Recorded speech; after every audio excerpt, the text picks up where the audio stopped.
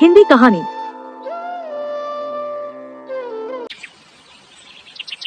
मनीष एक auto rickshaw चलाता था।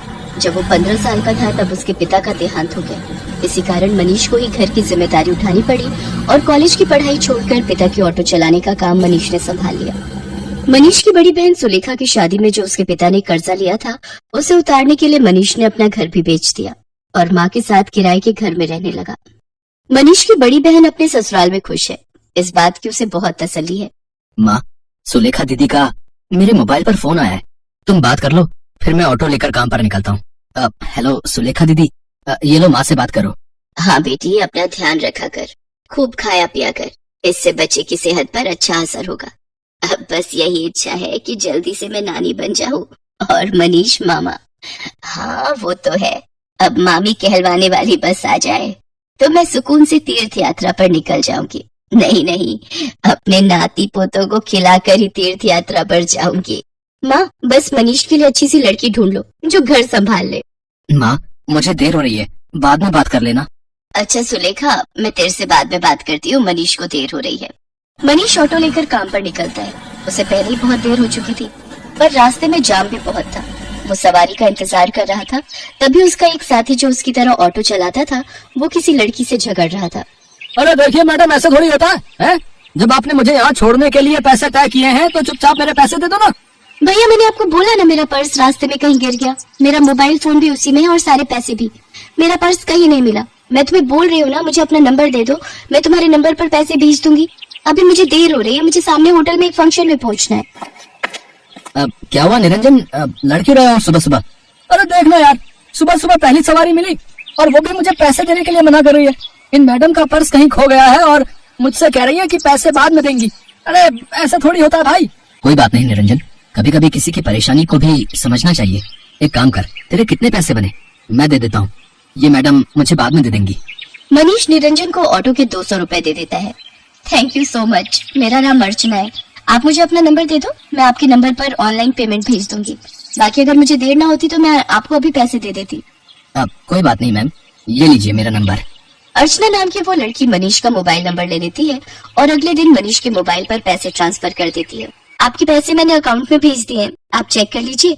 और कल के लिए एक बार फिर से थैंक यू, आपने अनजान होकर भी मेरी मदद की। अर्चना और मनीष बात करने लगते हैं। अर्चना को मनीष से बात करना बहुत अच्छा लग रहा था। उसके बाद एक दो बार अर्चना की मुलाकात मार्केट में मनीष से हो ही जाती है। धीरे धीरे दोनों दोस्त बन जाते हैं। मनीष को पता चलता है कि अर्चना एक बहुत ही अमीर खानदान की लड़की है, तो वो उसे समझाता है। अर्चना, तुम बहुत ही अमीर खानदान की लड़की हो, तुम में और मेरे में जमीन आसमान का फर्क है।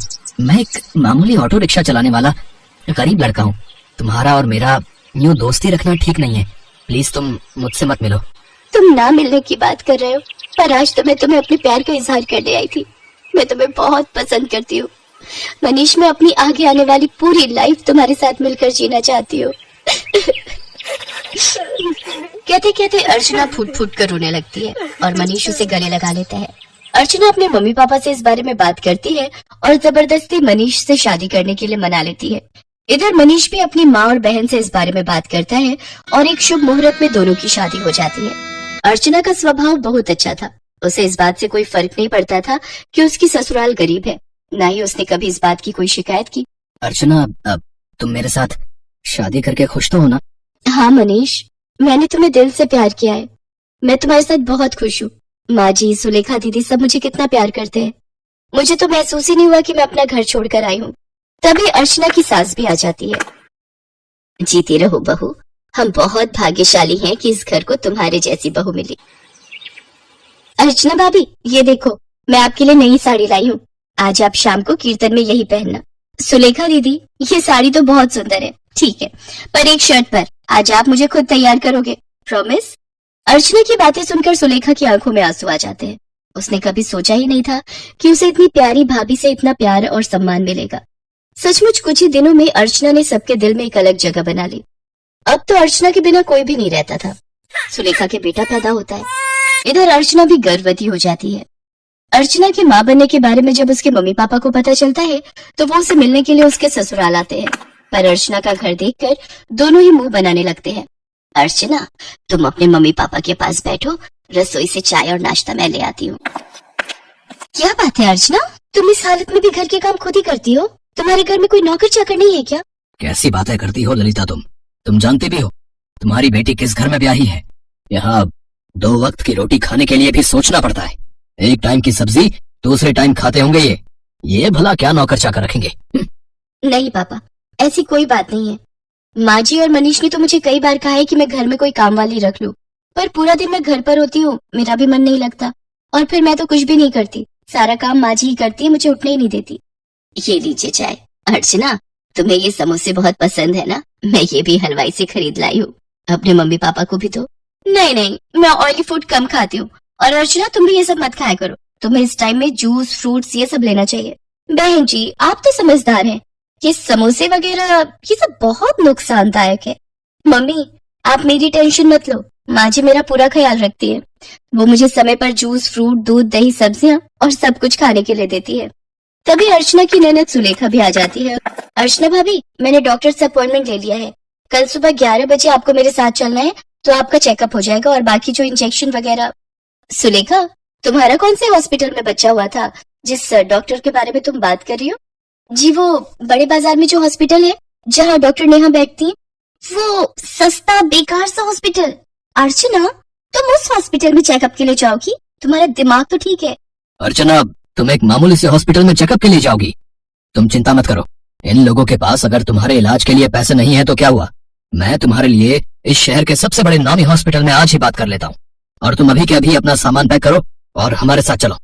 किसके घर? आपके घर पापा। मैं अभी अपना घर छोड़कर कहीं नहीं जा सकती। मुझे डॉक्टर नेहा, जो कि एक बहुत बड़ी और समझदार डॉक्टर है, उन्होंने सुलेखा दीदी की नॉर्मल डिलीवरी की है। उन्होंने मुझे पूरा रेस्ट करने के लिए बोला है। और शायद आपने ठीक से सुना नहीं, मुझे कल सुलेखा दीदी के साथ डॉक्टर के पास जाना है। आप थोड़ी देर और बैठेंगे या जा रहे हैं? क्योंकि अभी ना मनीष आने वाले हैं। वो शहर में एक नया रेस्टोरेंट खुला है, वहां पर मेरी फेवरेट आइसक्रीम मिलती है, तो आज मेरा वो खाने का प्लान है, तो हम सब डिनर के लिए जाने वाले हैं। अर्चना का ऐसा कोई प्लान नहीं था, ये उसकी सास और सुलेखा जानते थे, पर अर्चना अपने मम्मी पापा को एहसास दिलाना चाहती थी कि उसके ससुराल वालों का और अपमान ना ही करे तो उनके लिए बेहतर है। अर्चना के मम्मी पापा लज्जित हो जाते हैं और कुछ देर बाद वहां से चले जाते हैं। अर्चना की सास और ननद दोनों की आंखों में खुशी के आंसू थे। अर्चना अपनी सास और ननद के गले से लग जाती है।